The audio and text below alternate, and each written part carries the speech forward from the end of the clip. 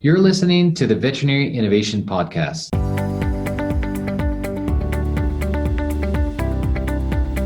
You're listening to the Veterinary Innovation Podcast. My name is Shawn Wilkie, and along with my awesome co-host, we interview the innovators in the space. Super excited about today's guest, a friend, a hiking buddy, and a whole lot more. Ivan, please go ahead and introduce today's guest. Hi, I'm Ivan Zach. As last several episodes, I still want to, in the beginning, give a shout out to Ukrainian armed forces and everybody in Ukraine who's been relocated. There's 6 million people displaced within the country and 3 million fled. But Ukrainian military forces continuously kicking their ass. And truly believe that we will win. With that, happy to introduce a friend of mine and a colleague, Alyssa Mages. Alyssa is a co-founder and chief visionary officer at Empowering Veterinary Teams. With 18 years in veterinary field and a lifetime of thinking outside of the box, she's the go-to gal for developing content and ensuring skills are taught and message heard. When she's not creating, teaching, or saving furry lives, she's hanging out with her family, amazing hubby, two small yet spectacular humans, and cat butter. Alyssa, welcome to the show. Thank you for finding the time. Oh, thanks so much for having me. I love both of you guys. It's just an honor to be here. Thank you. So let's dive into it. If some people don't know who you are, but I think at this point everybody knows who is Alyssa Mages, tell us what Hey, man. Empowering Veterinary Teams do. I would love it if everyone knew who the company was. So we focus on exactly what our company name is, empowering the teams in veterinary medicine. So I can't, nor can our crew empower anyone, but we provide the tools and the knowledge to empower themselves. So we work with practices directly to provide anything and everything for training. If you need a whole program, we've got that from A to Z, orientation, onboarding through growth and development, as well as CE workshops. And we build training materials. So CPR mannequins that actually have hearts, because it's crazy that every mannequin I've ever worked with, be it for lifeguarding in humans or here in veterinary medicine, they never have hearts. So it's kind of funny if we're Oh, trying to restart that. heartless mannequin. I know. So we're creating those. And just any type of thing that involves education and making sure that the teams, the vet techs, the nurses, the assistants, the CSRs have the tools they need, not just to survive, but to thrive. So, Alyssa, how did you go from your previous careers, which I have lots of details on, to ending up starting this company? What's the origin story? Origin story, definitely not a straight line. Very circuitous route for me. I was originally planning to be a marine biologist, and I did that for a bit. I actually met my husband in the Florida Keys, and that worked out well. 18 years ago, he still is putting up with me, so that's significant. And he got into grad school in Vancouver, and I was like, well, my family's out there, so bye. And we left, and, dated for 5 months. Here you go, let's get engaged. My parents and family and friends were like, what the hell? I was like, hey, it's going to be okay. And started volunteering at the Vancouver Aquarium and worked at a small island practice. We saw everything: loons, seal pups, goats, cats, dogs. Super fun. And we moved to the mainland, and then I started working at a surgery and specialty referral center. And Sorry, where were you in Vancouver? Just interested in a small town. Like, so originally we started on Bowen Island, which is right there off of the Horseshoe Bay. And then we moved into Burnaby because Paul was at Simon Fraser. okay. Can still see the little garden suite apartment. It was lovely. Probably illegal, but so we won't rat out our landlords. And we were there for almost 5 years. Got married, had a kid.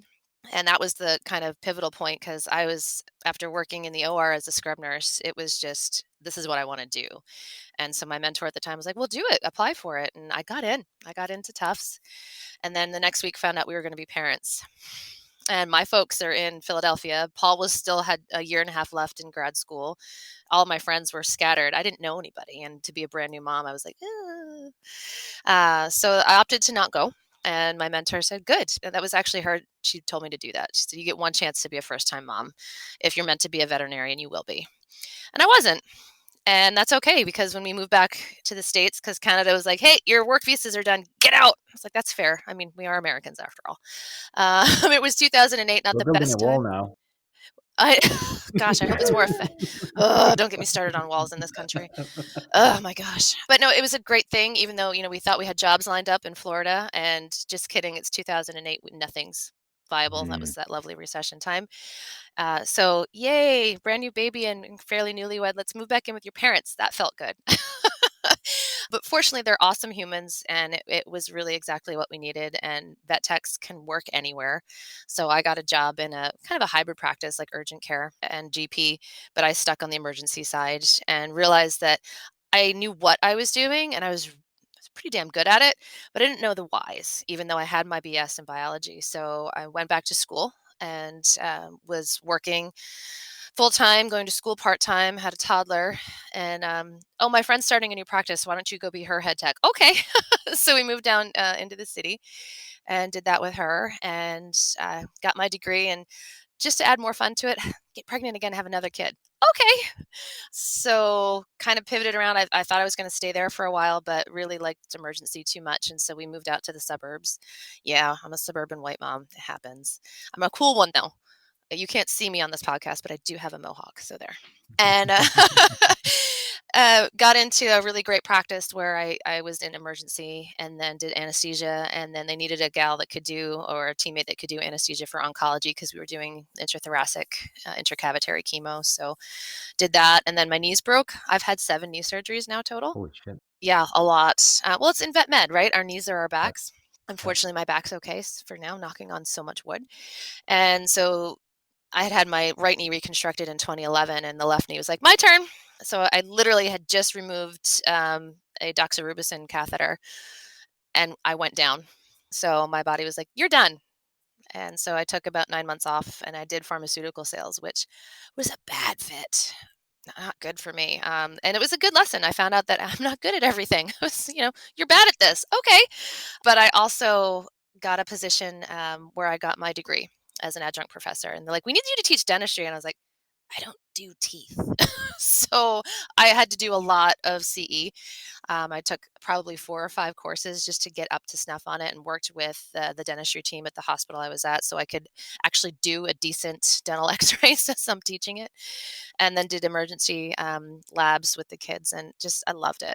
And then I was back at the practice. I had left previously just for health reasons and they created a position for education and development. And I was like, you got to pick me. I mean, come on, I'm a teacher and pick me. And I was very fortunate they did. And so I was in that position for almost 3 years and my knees were bad again, had another full reconstruction, super fun. And it was just, I got to a point where then Caitlin and I were like, what are we doing with our lives? And I couldn't be contained in 4 walls anymore. Shawn, I think, Ivan, you know me enough to know that there's a lot of energy here. You try to put me in a box and it kind of goes, poof. So EVT was born out of physical breakage, mental capacity reached, and a need to make a positive impact for change. And so that's Caitlin and I have been friends for 20 years, traveled the world together, and she was the MC at my wedding, and we've been there for each other for everything. So why not start a company together? And here we are. That's so cool. Got a visionary and we got an integrator. Yeah, she's an engineer and a program manager. So she loves to joke. She has a full 2.5 years of veterinary medicine experience with us. And thank God, her external perspective and her, herding of all of my crazy mental cats is why we work. She's just a force to be reckoned with. And I couldn't imagine doing this with anyone else. Wow. Such a story. Sitting with a friend, watching the sunset at Taj Mahal. Sometimes I'm Yeah. thinking about this podcast. How did this happen to me with Shawn? So your story is much better. I don't know. That's that Canadian connection, and that wicked I sense of don't humor. know. Poor life choices, I would say, for me. I mean, Yeah, I think it all started when you decided to attend the Veterinary Innovation Summit. So I think we could blame maybe Adam Little or any of those guys. Oh, Oh, that yeah, I seems think fair. so. I think blame whoever's not here. That makes Exactly. sense. Well, that's how we do it. That's the best way to do Only it. previous guests. So you can't be blamed for anything today, but after this episode gets out, After you'll this, be able it's to. all Yeah. gloves are off. Yeah, yeah. I really Right. well. It comes to like in relationships, someone is the settler, like they settle for somebody, and then the other one's the reacher. So you guys just have to figure out who is settled Oh, for Ivan's who. definitely the reacher. I mean, I'm about a good inch taller than him. But I'm the bigger spoon usually. Okay, we're going in the wrong. Nice, nice. So with all this experience, I mean, there's so many things that you were talking about. It reminds me about so many books and things, just about I love starting reading. with, why, and just talking about the dots that connect at the end. Because if not your knees, you probably wouldn't be doing what you're doing now and be as happy as Mm-mm, you are. So right. with that, when someone tells me in the practice, the pragmatic vets and know it all kind of people, and then you're saying we're doing education and teaching in the hospital, and if someone says, well, we have registered technicians and they know everything they need to know, what do you Mm, teach? What is the differentiating thing that you bring? And it's specifically because I know you do a lot around leadership and role definition. mhm. So what is the magic that comes with Alyssa Mages and everything that you have to bring? Oh, what you see is what you get, so it's pretty spectacular. No, I'm kidding. You have to paint a picture for our guests because it's all audio, remember? I know. So, well, no, what we bring is the standardization and the essentially like all of us old school people carry a nerd book, right? In case you can't remember everything because you shouldn't, right? There's so much going on a day-to-day basis. So we are that nerd book, right? So do you know what it is you need to achieve to get to the next level? If you've been in practice for 10 years at the same place, are you stuck? What do you love to do? What if you're broken like me and you can't be on your feet and you can't be wrestling Rottweilers anymore? What else can you do? There's telemedicine now, which is huge. So there's a really big push for understanding how to do teletriage. And what is that, right? So how do you make sure that you can find what your people's strengths are, right? So if you look at any given practice, it's chock full of incredible humans, right? You've got your artists, you've got your leaders, you've got your engineers, like they're all there. You just have to find them, right? So for me, give me the angriest cat any day. Love them. But if you have a snarling, snapping German Shepherd, I'm out the door, right? So you need to find out who's really good at what. And if you haven't done that yet, then that's a problem. Right? Because then you're working harder instead of smarter. So it's identifying the existing leaders within the team, playing to their strengths and ramping that up, right? So it's not just bringing people onto the team, right? We're so focused on recruitment, and by us, I mean in general. What about retention? Right? Why do they want to stay? What is exciting about being there? Like, how do they level up? How do they get to the next stage? What if they've been in general, they're doing dentistries all the time, or if they've been in internal medicine and they want to do something different? What's your cross training look like? Because everyone, whether we want to admit it or not, can be replaced. But what if you try to make yourself irreplaceable and then no one can do what you do? Well, that's not sustainable because then you can't go on a vacation. And Lord knows we need those. So we bring the opportunities and the avenues to make that happen. And all of the extracurricular CE events, like, hey, you want to learn how to place a lumen? You want to do some art lines? Let's have an anesthesia workshop. All right, we have a whole team of EV trainers that are focused on that. Some VTSs in these disciplines, and even if they're not, they're on their way there. And just some stellar humans to like, hey, let's figure this out together. So we make vet med fun again. So, so much that you're saying there that I would like to touch on. But the big thing is that what I hear within the variety of things that you do, that you're providing a extension of your career path if you're stuck. Correct. You're bringing variety to the place of work, which is one of the triggers of burnout, is Hmm. under challenged. And especially with sort of monotonous same thing. You could be in emergency, you can be in critical care, you could be doing chemo, which was very interesting when you started, but Hmm. after, a couple of years or a year, it becomes the same thing. So this change is really, really important. So I love that. With that, I want to do a shameless plug for Galaxy. One of the things that we now developing, not only the variety, so everybody who's working is not in the same hospital, but they can choose several hospitals that they want to circulate in, both Yeah, techs and the veterinarians, as well as the minimal full-time position is 24 hours a week, which is really, really cool. it is really cool. Yeah. But beyond that, so who is the typical clients that you're looking for? Anybody, but really who we're working with are it's a B2B situation for the business minded folks out there. So we're practice managers, and if you are like a regional director of a consolidation team, it's people ask, well, what's your 5-year plan? I was like, well, I'd like to have EV training in every veterinary hospital in the country. Because the other part of, yes, we want to bring that variety and that growth, but it's also, as much as we don't like the word standardization, it needs to happen, right? Because there's too much variety overall. And we need to have some role clarity. We need to make sure that the communication is there, and we need to make sure that everyone knows how they get from point A to point B. And it's the same way, right? I mean, that's another part of the work that I do in the other spaces that I'm in, is looking at why do we have 3 different designations for credentialed technicians in the US? Canada's got it right. You guys, well done. RVTs, you're registered veterinary technicians. Done. There's some, differentiation between provinces, but I mean, there's so much, and I get it. It's a huge political brouhaha that I probably shouldn't open that can of worms, but it's Monday, and why not? We have a history doing that on this show. It's kind of fun, right? They're wiggly, but Yeah. like, I'm a CVT, but if you go down to the Midwest, they're RVTs, and then if you're up north, they're LVTs, and I could have that mixed up, but we just don't know.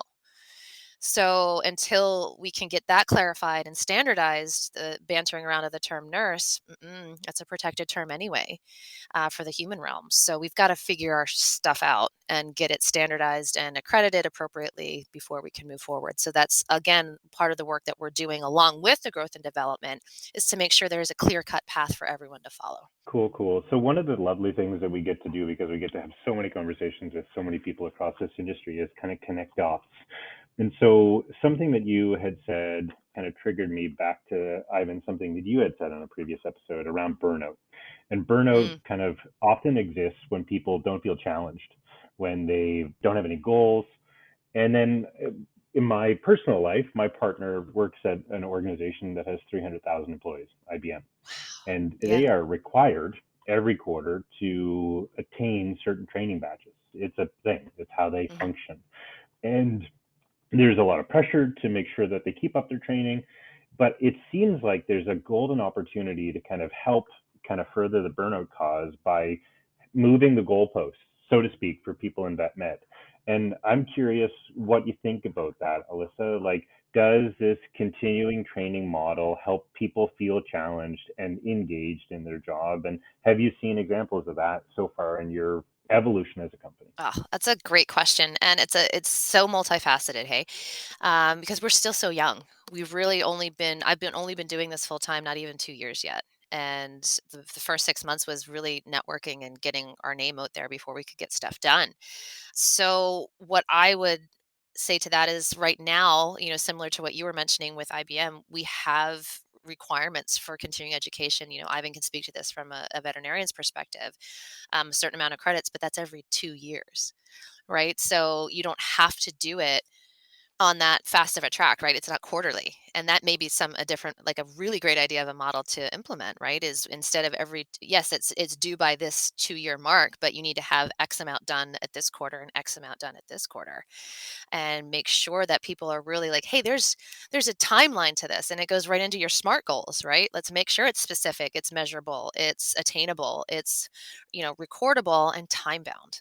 And then we add in there, you have E, to your point of evolution, and readjustable, because you need to, right? Because things change, life isn't static. So I absolutely think that that would be a great thing to implement, is take the 2-year requirement and break it out, and this is how you can get it done. One thing that I wanted to touch on standardization is that, especially if you're a consolidator and you're trying to build an organization without standards, people take standards as a sort of, oh, now we got to be McDonald's and stuff like that. But no, you could be efficient. You can have creativity within the guardrails. But if we do things in a similar fashion, we're more efficient and we can Exactly. do better as an organization. So I think it's a paramount importance of, if you want to be a scalable organization, if you want to understand where deficiencies are, you need to have standard processes to measure them. You Right. can't measure if they're not standard. If 5 people in a small hospital are doing the same thing 5 different ways, good luck measuring that and good luck understanding whether you're doing well or not. So I just, that's so important. And the other thing that I was thinking when you were talking about continuous education, so far, what I see is that this sort of every 2 years you need to upload your CE. It always happens as not a passion, it happens as a panic. Yep. It's like, oh my God, I need to finish my CE. I have to fly to a conference. I'll sit on this stupid webinar with a turned off sound and do something else. And it's not. And if you think about veterinarians, they're one of the most passionate groups out there that love learning for 20 years to reach to their goal to become a veterinarian, they were studying. They're nerds by nature. They're very well selected nerds.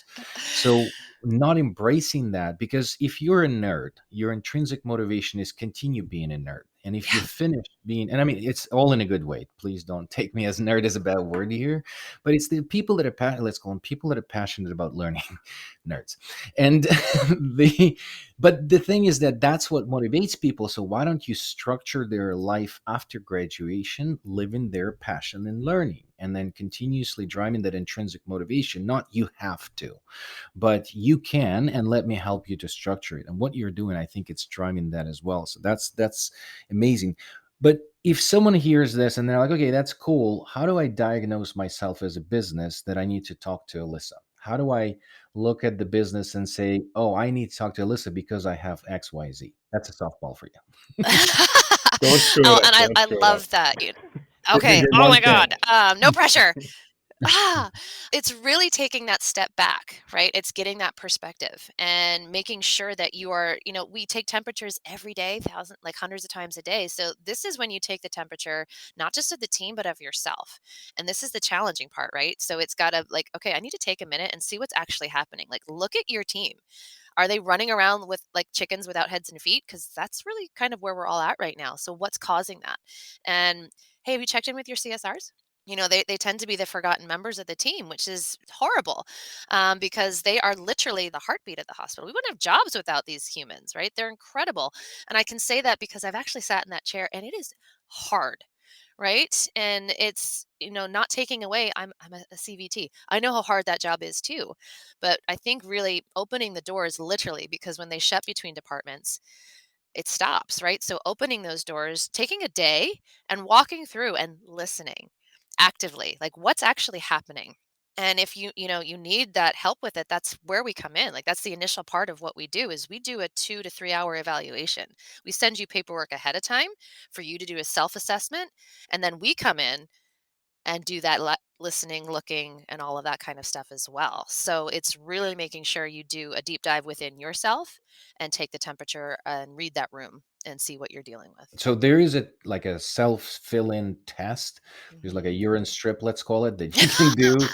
No peeing on these papers. They're And we're that work will indicate we need to talk to you. Yeah, so it's really taking a look at, do you have clear-cut leadership in place? Do you have role clarity? Like, do people know who they are and what they're supposed to do? What is your communication structure? How do you report things up the chain and how does it come back down? And do people know what they're qualified to do? That's a huge problem when you're in a busy ER. Like, oh, I need to take this pet to surgery. Who can do this for me? I don't know, right? What are your anesthetic clearances? Do you have that posted? It's not to put people against each other. It's to know where you're at and where you can get to. And that's part of it too. It's the delivery. It's not how you're posting this and communicating that to your team. It's not like, oh, well, Alyssa's at this level, but Shawn's not even close, right? And then Ivan's up here, so he's the best in the practice. And yes, shameless plug to like, hey, like me. No. But really what that's giving, it's that incentive, right? It's like, hey, okay, I'm here. How do I get there? And that's on the leadership and the management too, to be like, we're posting this for this reason. Let's figure out how we can get there. Right. So it is a big thing to tackle, which is kind of why I'm loving doing it, because if it's not challenging, then I'm going to get bored and nobody wants to see that happen. Totally awesome. So we've got to wrap up because I know we're over time. But before we do that, I wanted to give a plug to our listeners. Ivan, this weekend I was at an event in Atlanta. I'm actually still here. And I had 4 people come up to my booth and say, "Oh my God, you're Shawn. We've listened to every episode of you and Ivan's podcast, Oh, Oh, that's so every cool. episode." And they asked how my daughter was doing. And I said, no, that's not mine. That's Ivan's. said he said he might want to get rid of her and give her to me, but it was just really nice. It was so nice to kind of connect with some listeners, and they said during the pandemic they had a chance to catch up on all the episodes. That was great. And Alyssa, it's been such a pleasure to have you on the show. We like to end this show the same way every episode. So the first question is a book recommendation, a TED Talk, a YouTube, something that's inspired you that you want to share with our listeners. yeah, my dear friend, just her book was finally published, and it's called Creating Well-Being and Building Resilience in the Veterinary Profession: A Call to Life by Sonia Olson. Awesome. All right. Not shameless. I actually kind of I was a part of the writing process, so That's but it's awesome. incredible to see it come to fruition. She's worked so hard on that, and it's amazing. So it's a storytelling from her perspective, but really good insights on actually creating a life of resiliency. Excellent. And we also asked the last question. Who do you think would be valuable on this podcast? Anybody that you know that haven't been here before? Absolutely. My dear friend Nicole Bruno, she is in the process of getting her new company out there. It's called Blend. It is a DEIB accreditation program for hospitals. So similar to the AHA experience, this is for diversity, equity, inclusion, and belonging. And she is, if you think I'm feisty, you ain't seen nothing yet. Thank you so much for listening to the Veterinary Innovation Podcast. If you want to hear about our new episodes, please follow us on any social media channel.